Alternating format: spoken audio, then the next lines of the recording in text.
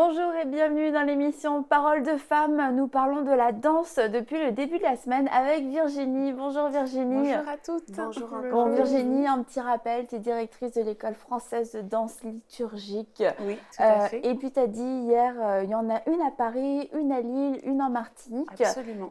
Et ça commence en 2010 ? Alors, on a commencé l'école en 2012, donc sous l'impulsion de Caradens, la conférence internationale de danse liturgique. Et au bout de cette conférence, donc le peuple de Dieu était tellement rempli, tellement on fire par rapport à tout ce qu'ils avaient reçu, qu'on ne pouvait pas laisser un peuple qui venait vraiment de recevoir tellement de bénédictions liées aux enseignements de la danse, comme ça, sans rien. Voilà, on a reçu. Vous nous avez enseigné, on a vécu des choses fortes ensemble, mais qu'est-ce qu'on va faire de tout cela? Et c'est là, effectivement, où le pasteur David Goma a trouvé cela sage et judicieux de pouvoir donc positionner une école de danse. Et moi, c'était quelque chose que j'avais de toute façon dans le cœur depuis longtemps, depuis de nombreuses années. Et on a pu, donc, dès septembre 2012, assez rapidement positionner cette école, d'abord à Paris, puis en 2013 à Lille et en 2015 en Martinique. Wow. Et il y a combien d'élèves en tout actuellement? Alors en tout, très précisément, nous avons donc 118 élèves. D'accord. Et il y a plusieurs années Oui, absolument. Donc nous proposons des formations. On accueille les enfants à partir de l'âge de 2 ans et demi. Parce que c'est très important de pouvoir, des petits, leur inculquer le goût de louer, le goût de l'adoration et de réaliser à quel point ils ont le droit, à quel point leur nature est justement d'être dans cette liberté totale d'expression. Je vois ton petit garçon, comment il est dans cette liberté totale d'expression. Oui. Ça fonctionne. Il a trop le rythme, il est trop mignon. Oui. Et puis, après, nous avons donc une classe plutôt pour les pré-ados ou les ados. Et puis, après, il y a les formations vraiment du danseur liturgique pour les adultes à partir de 14 ans.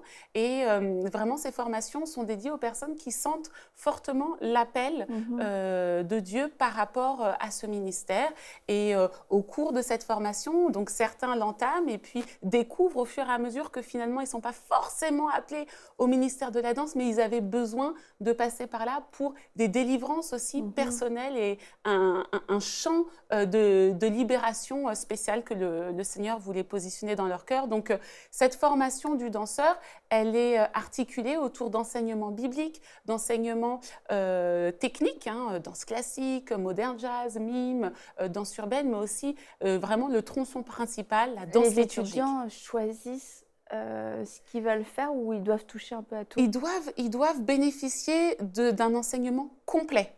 Donc, ils ne choisissent pas, ils ont leur formation du danseur liturgique. Et pour être un instrument riche entre les mains de Dieu en danse liturgique, il faut aussi avoir une certaine polyvalence dans nos mouvements et non pas être, vous savez, comme mis dans une boîte d'un style de danse dans lequel on n'oserait pas justement s'étendre. On n'est pas des danseurs classiques chrétiens, on est aussi des danseurs entre la main de Dieu.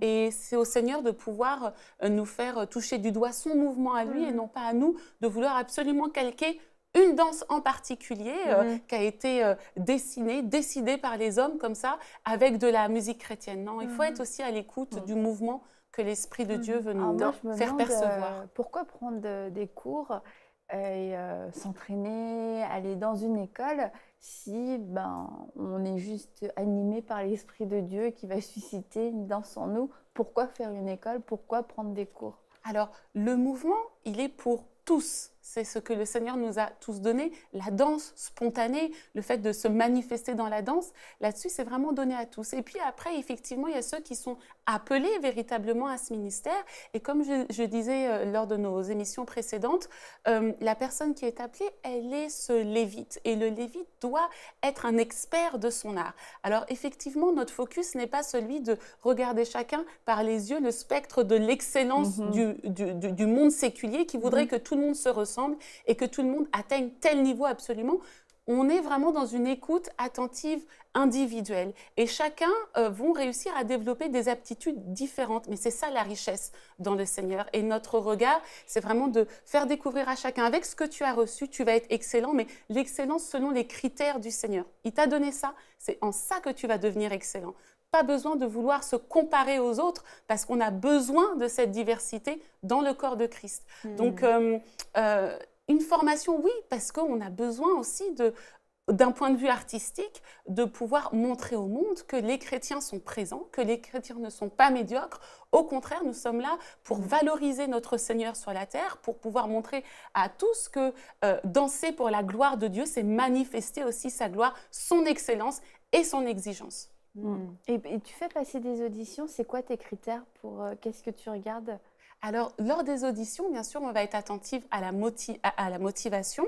Les auditions vont nous permettre de diriger l'élève vers tel ou tel type de cours, puisqu'il y a le tronçon principal de la formation du danseur liturgique, mais aussi des cours libres, peut-être pour les personnes qui avaient envie de danser, mais qui ne sont pas prêts forcément à rentrer dans une formation très exigeante, et voilà, mais qui veulent aussi avoir ce plaisir, développer aussi ce talent. Donc ça nous permet de simplement positionner chacun, puis aussi simplement d'un point de vue organisationnel, de bien organiser nos cours, de savoir quel type de public nous aurons, et de peaufiner le programme pédagogique en fonction de ce public-là. C'est pas des auditions éliminatoires, de talent, t'es nul, bon. Non, ce ne sont pas des Nous avons une chance. Absolument.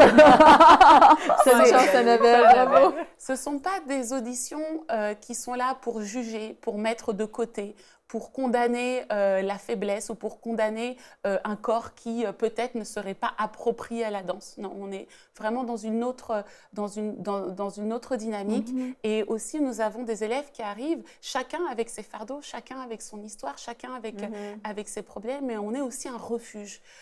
Donc, les professeurs sont des personnes, voilà, des danseurs professionnels, des professeurs professionnels, mais aussi consacrés et qui sont capables de recevoir une pensée de Dieu pour chaque élève afin de réussir à mettre en valeur ce que l'élève pensait être vil au milieu de lui. Donc, c'est vrai que parfois, des personnes se positionnent avec des problèmes particuliers. Voilà, j'ai un rêve.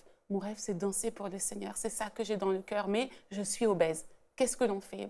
On va se focaliser justement sur cet atout qui est ce cœur bien disposé. Au fur et à mesure des enseignements, des cours, la personne va réaliser que, mais tiens, mais en réalité, j'ai quand même un talent. Et on va travailler aussi à cette délivrance. Et on a plusieurs témoignages d'élèves qui sont arrivés vraiment avec de gros soucis de poids à l'école, sans vouloir mettre le focus sur vouloir un corps parfait, c'est pas ça, mais au fur et à mesure, le Seigneur délivre et permet à cette personne de réaliser « tu as été obèse parce que telle chose, tac, et oui, ok Seigneur, mon corps, c'est ton temple et mon corps a besoin aussi de passer par un temps de délivrance. J'ai besoin de renoncer à certaines choses, j'ai besoin aussi de demander pardon, j'ai besoin aussi de pardonner lorsqu'il s'agit d'abus, notamment de viols, d'agressions comme ça qui sont fortement liées au corps. La personne a besoin de passer dans un processus de sanctification, de pardon, de guérison. Donc la formation n'est pas que technique. Non, absolument. Absolument pour la guérison du cœur. Aussi. Et de quelle manière la danse peut apporter la guérison? Alors non, on en parle demain. Ok. Mais je me permets, Mathilde, simplement de souligner que le rôle du danseur, c'est d'offrir, c'est de donner. Et on ne peut donner, on ne peut qu'offrir que ce que l'on a. Et notre Dieu a un cœur profond, large, immense. Et c'est ce cœur-là qu'on doit absolument tendre à véhiculer. Mais si nous-mêmes, nous sommes blessés, comment un corps cassé, blessé, meurtri, va pouvoir véritablement, même si le cœur est bien disposé, mais comment est-ce que ce corps-là va pouvoir transmettre cette liberté du cœur de Dieu? Donc, il faut que le danseur puisse faire un travail aussi par rapport à ça. Un danseur liturgique, c'est aussi une vie d'exigence et qui demande une certaine consécration dans le jeûne, dans la prière et aussi vous savez, une disposition de courage. J'offre mon corps pour les autres. Donc, j'ai moi-même besoin aussi de me confronter à mes soucis et de réaliser que j'ai tel problème, tel problème. Il faut régler ça afin que je sois un outil de choix entre les mains du Seigneur. Wow. Désolée. Non, mais c'est merveilleux qu'est-ce que la danse peut faire et vraiment. je vais certainement pas aller au-devant de... Mais tu as hâte à demain. J'ai très hâte à demain. Je peux te poser une question quand Oui. même? Je peux poser pourquoi liturgique? Vas-y. Très bonne question. Non, mais vraiment, Virginie, liturgique, ça peut sembler peut-être très religieux pour certains, mais pourquoi avoir choisi ce terme Voilà, spécifique? Alors déjà, ce terme liturgique s'emploie dans plein de langues, et notamment dans la langue anglaise. Donc ça nous permet aussi d'avoir voilà, une sorte d'homogénéité. Okay. On se comprend tous, on n'a pas besoin de revenir encore, vous savez, à des divisions religieuses. Ah bah moi, c'est danse prophétique, moi, c'est danse gospel, moi, c'est danse chrétienne, moi, c'est danse louange. Et après, chacun s'agrippe comme ça à son petit mot, et ça crée encore des scissions. Non, on ne veut pas ça, au contraire, on veut garder le focus sur le fait que en réalité, le mot liturgie, la liturgie, c'est l'ensemble du dispositif de louange, de l'adoration qui est positionné pour vouer un culte à Dieu, pas un culte, notre petit culte entre quatre murs, mais le culte, vraiment tourner nos regards vers le Seigneur et glorifier Dieu. Donc, dans cette danse liturgique, il y a la dimension prophétique. Dans cette danse liturgique, il y a la louange. Dans cette danse liturgique, il y a le gospel. Dans cette voilà, ça englobe tout en absolument, absolument. Et c'est bon. C'est très bien, merci. Et de manière tout à fait pratique pour celles et ceux qui nous écoutent, c'est une école à temps plein, c'est une école... les cours ont lieu quand, comment? Est-ce qu'il faut arrêter de travailler pour pouvoir venir à l'école? Ça ressemble à Fame. Oui. Alors, les cours sont à Paris, les cours sont sur un rythme assez soutenu. Les élèves ont un minimum de 5 heures par semaine. Donc, ça demande quand même un certain investissement. Et après, c'est en fonction des années. Ils ont de plus en plus de cours. Il faut être sérieux. Oui, il faut être sérieux. Et puis, certains élèves font aussi partie de la compagnie de danse liturgique Total Praise Dance. Donc, c'est encore des heures de répétition, mais c'est cette vie de consécration. C'est une vie, justement. Donc, on a besoin... C'est pas un divertissement, c'est pas un petit hobby dans vraiment la vie. un ministère. C'est dans le ministère d'aide, quoi, mais c'est un exactement, ministère. Exactement. Donc, chacun, en fait, va faire aussi en fonction de son appel. Certains, même, sentent au bout des 4 ans un appel fort pour pousser le don de la danse plus loin encore et peut-être pouvoir être ce danseur chrétien dans le monde professionnel. J'entends le monde séculier de la danse. Certains peuvent sentir ça, d'autres vont réaliser que, eh bien, et d'ailleurs nous encourageons aussi les danseurs de ce point de vue à réaliser que c'est un ministère d'aide, mais certainement que Dieu m'appelle probablement aux 5 ministères aussi. Et c'est vrai que personnellement, j'ai suivi donc mes études bibliques au sein de l'IFM, donc l'Institut de formation au ministère, et j'ai été consacrée au ministère d'évangéliste. Et c'est là où véritablement j'ai réalisé tout le poids aussi et l'importance de ce ministère d'aide. Pour moi, c'est un cadeau du Seigneur, c'est une clé. Lorsque j'évangélise, eh ben, moi, mon truc, si je peux parler ainsi, mon plus, c'est la danse. Le Seigneur m'a dit comment j'allais pouvoir évangéliser et comment je peux aussi... C'est ton outil, là. Absolument. Et puis, je peux aussi apporter un soutien à ce que ma parole va dire. J'ai aussi la danse.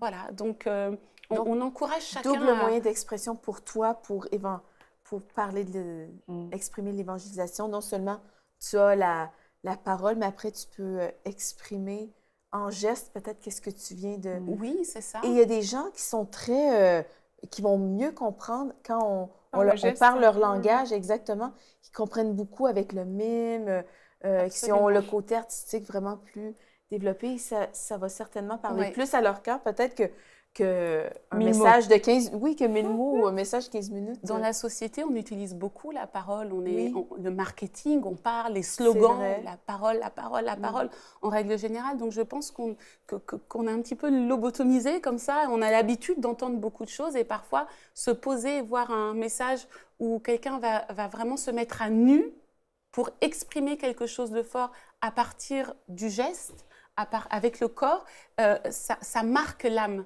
des personnes. Et lorsque l'âme est atteinte, on a aussi atteint le cœur. Mais tu sais que j'avais jamais entendu parler nécessairement de l'évangélisation par la danse.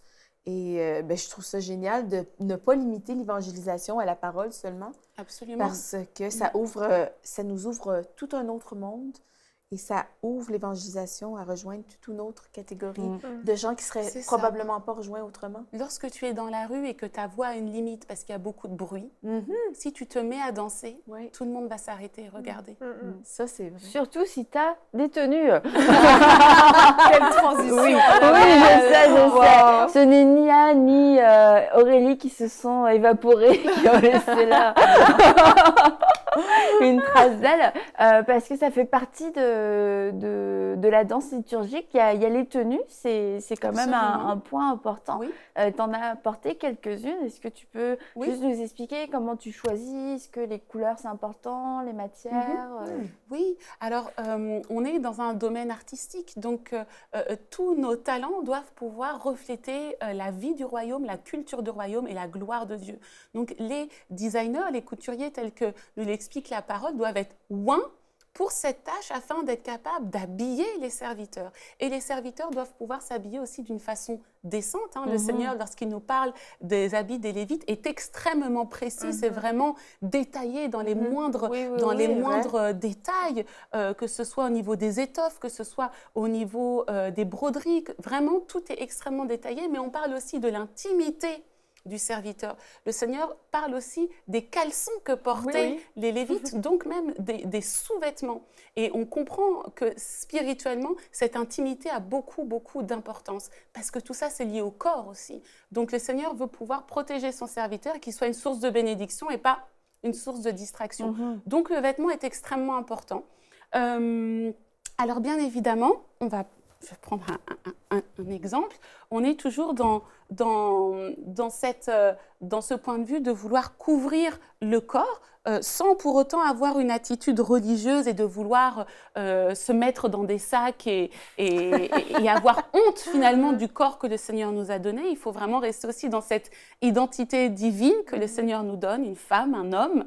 On est fiers de ce que le Seigneur nous donne et puis on va pouvoir couvrir ce corps de façon harmonieuse, toujours dans une pudeur. Donc, bon, voilà, par exemple, cette tenue a été donc imaginée et designée par Graziella Tangana, qui est donc une couturière que j'aime beaucoup pour son travail.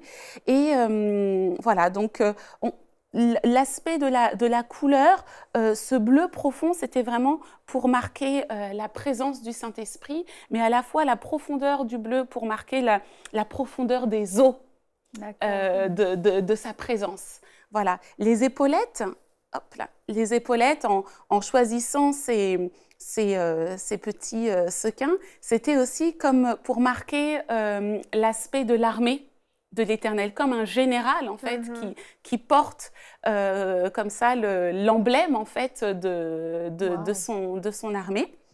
Voilà, ça c'est Donc tout est vraiment pensé, pensé, ouais. Et beaucoup dans la prière afin que le Seigneur puisse nous révéler. Et c'est toi aussi. qui dessines tes tenues? Alors il y a certaines tenues que je dessine comme celle-ci. Ah waouh.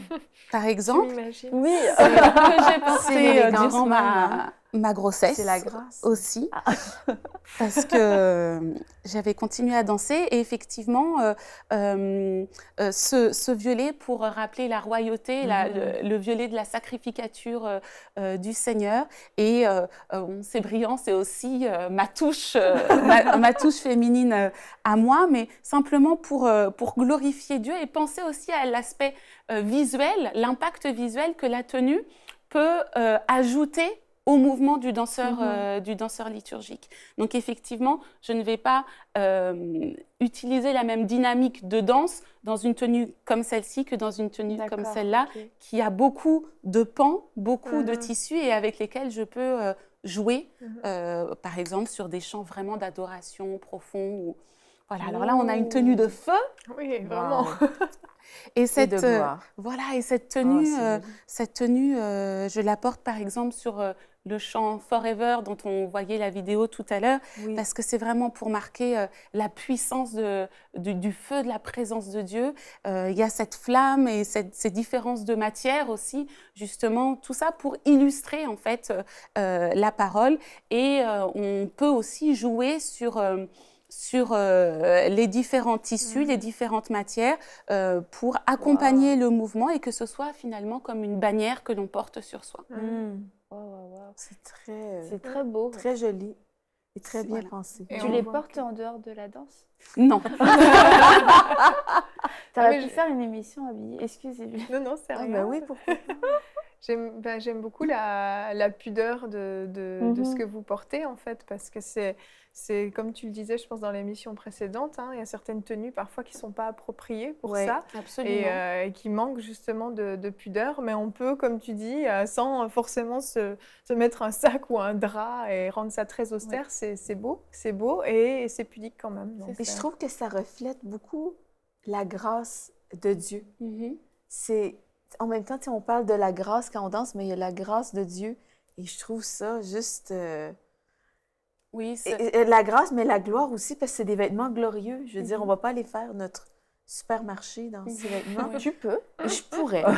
mais en je même trouve temps, que c'est... Tu as raison, Mathilde, parce que ce sont des vêtements qui sont consacrés au service. Oui. Donc, effectivement, on fait aussi attention à l'onction que nous portons lorsque nous rendons ministère. Oui. Et cette onction aussi qui se dépose sur le vêtement. Donc, ce vêtement-là, on ne l'utilise pas pour n'importe quoi. Et surtout, on met le prix aussi. Et c'est vrai, là-dessus, je voudrais vraiment encourager les danseurs. Vos tenues de danse ne sont pas des tenues à aller fabriquer un petit peu comme ci, comme ça, ou à prendre vraiment les dernières pièces qu'on a dans son porte-monnaie pour faire sa tenue. On a l'impression que quand c'est pour Dieu, et il ne s'agit plus de payer un prix, mais lorsqu'il faut aller dans une boutique, acheter sa robe de mariée, on sait y mettre le prix. Or, lorsqu'on se prépare pour aller danser devant l'Éternel, parce que c'est devant l'Éternel que nous dansons, on va à la rencontre de notre époux. Donc notre préparation, le soin avec lequel on va penser à nos vêtements. Seigneur, est-ce que tu aimes? Est-ce que c'est ta pensée? Est-ce que, sans non plus faire un focus trop énorme et en se séduisant et en pensant qu'à sa tenue pour être tellement merveilleux. Non, il faut toujours trouver un équilibre, mais c'est quand même devant le Seigneur. Et si je m'apprête lorsque je vais voir mon époux, lorsque nous sortons ensemble et que je veux lui plaire, à plus forte raison pour le Seigneur, il s'agit exactement de cette même disposition. Et c'est toi qui dessines les tenues de toute ton équipe pour tout ce que vous faites, parce qu'il y a quand même beaucoup de tenues? Il y a beaucoup de tenues. Alors, il y a eu beaucoup de tenues au fur et à mesure des années, puisqu'on est presque à 10 ans de ministère au niveau du groupe de danse, par exemple Total Praise Dance. Il y a beaucoup de tenues que j'ai moi-même dessinées, designées, et puis il y en a d'autres où parfois, on sent simplement qu'on a besoin du concours de couturières, tel comme je l'expliquais pour certaines, et qui vont dire, ah ben voilà, moi j'ai reçu une tenue pour vous. On en parle, et quand on voit qu'on est vraiment dans la même vision, et ce talent, cet apport de l'extérieur peut nous enrichir. Et là, on peut voir sur la photo différentes tenues aussi. Ta robe bleue, c'est une robe de couture? Alors, cette robe bleue et blanche, donc je l'avais designée, et c'était pour une chorégraphie précise qui s'appelle Holy, donc c'est saint. Et le choix de ces tissus-là était vraiment de pouvoir avoir quelque chose de très vaporeux, que l'on puisse avoir l'impression de cette nuée, de la nuée de la présence de Dieu, et de comprendre que le Saint-Esprit est comme un vent, comme un souffle. Et la façon dont le vêtement se meut lorsque l'on tourne, par exemple, ça doit entraîner le spectateur, le peuple de Dieu, dans cette contemplation, dans cette atmosphère. Donc, ça transmet aussi un message. Et le blanc pour la pureté, le bleu pour l'esprit. Et voilà. Est-ce que tu réutilises tes tenues pour d'autres danses Oui, tout à fait. Ou alors c'est usage unique? Non, les tenues, je les réutilise parce que tout simplement, c'est toujours en fonction de ce que le Seigneur inspire, en fonction de la musique. Tiens, j'imagine telle tenue. Et puis, j'aime aussi en faire de nouvelles et enrichir ma garde-robe de danse. Mais admettons qu'on a un chant comme Holy où tu portes ta tenue blanche et bleue et il y a un chant qui est dans un autre chant qui est dans le même esprit. Ça peut tout à fait rapporter la même tenue. Oui, tout à fait. à moins que cette fois-ci, l'objectif de Dieu soit de dire, dans cette même dimension de sainteté, cette fois-ci, ce n'est pas forcément la contemplation de ma sainteté, mais peut-être aussi comme l'intensité ou la crainte qu'on doit avoir de moi. Et là, je vais pouvoir introduire peut-être une autre couleur qui va pouvoir avoir cet impact-là dans l'inconscient du public. Wow. Donc, ça doit être pensé quand même à l'avance. Je veux dire, on ne peut pas dire 2 jours avant, à moins d'être très rapide en couture. Non, mais c'est bien, ça doit être pensé, c'est pas fait à la légère. C'est ça. C'est quelque chose aussi de la bourse de chacun. Mais je pense que c'est important et qu'il y a un prix à payer aussi et que ça s'assied aussi au cœur de Dieu et que le Seigneur se réjouit de se dire que voilà, on peut mettre à part de notre nécessaire pour une tenue. On est presque au bout de l'émission. Mais juste pour terminer, je voudrais te demander, on parle de qui est le danseur et dans son temps de préparation, est-ce que le danseur doit passer exclusivement du temps à danser, à essayer des nouveaux mouvements, etc. Est-ce que c'est ça la vie de préparation du danseur, la vie en amont, ou alors est-ce que son intimité avec le Seigneur est plus importante même si c'est un danseur? Au-delà de tout, l'intimité avec le Seigneur est primordiale. C'est-à-dire que rien ne remplace les temps de prière. Rien ne remplace la recherche de la face de Dieu dans la parole. Rien ne remplace les temps d'adoration et de louange, même simples. Pas forcément toujours liés au mouvement ou avec un objectif de danse, mais vraiment cette vie de Seigneur, montre-moi ta gloire et surtout partage-moi tes préoccupations, partage-moi tes désirs, partage-moi tes pensées, partage-moi ton cœur, Seigneur. Je pense que le meilleur atout pour un danseur liturgique, c'est d'avoir le cœur rempli de Dieu et surtout rempli de la pensée de Dieu. C'est extrêmement important d'agir selon l'influence du Seigneur et non pas selon l'influence de nos envies ou de nos désirs, ce qui n'est pas évident à gérer justement pour les artistes parce que notre passion artistique est souvent très forte, mais il faut savoir être très à l'écoute et se rappeler que nous sommes des serviteurs de Dieu et on ne peut pas servir Dieu sans lui. Wow. Et on arrive à la fin de l'émission et toi, tu es contente, Mathilde, parce que ça veut dire qu'on va demain passer à cette émission où tu vas avoir des réponses. Où Virginie, tu vas pouvoir nous témoigner de ce que tu as vu de tes propres yeux avec ton expérience, toutes ces vies qui ont été libérées et au travers du ministère de la danse, tous ces élèves qui ont expérimenté des choses absolument extraordinaires dans leur corps, dans leur cœur. Et vraiment, je vous encourage encore une fois à suivre, de voir comment un corps meurtri et un cœur meurtri aussi peut être libéré en acceptant son identité. Et accepter son identité, c'est aussi accepter son corps. Et on le sait que dans notre société, il y a beaucoup de cœurs qui sont meurtris, mais il y a beaucoup de corps meurtris par des abus, par une maltraitance qu'on a pu recevoir, une maltraitance qu'on peut se faire. Je pense aux gens qui souffrent de l'automutilation, des choses comme ça. Et on va voir l'impact que la danse peut avoir dans toutes ces vies et l'impact en fait tout simplement de l'amour de Dieu, que ce soit au travers de la danse ou au travers de n'importe quoi d'autre. Et comment Dieu guérit, comment Dieu sauve, comment Dieu restaure encore. Et on ne se lâche jamais d'entendre les témoignages de la bonté de Dieu. Et c'est pour ça que Mathilde avait vraiment hâte. Mais nous aussi, on a hâte. Merci beaucoup Virginie, merci pour toutes tes tenues et puis on se dit à demain pour une prochaine émission de Paroles de Femmes. Envoyez-nous votre témoignage à paroledefemmes@enseigne-moi.com.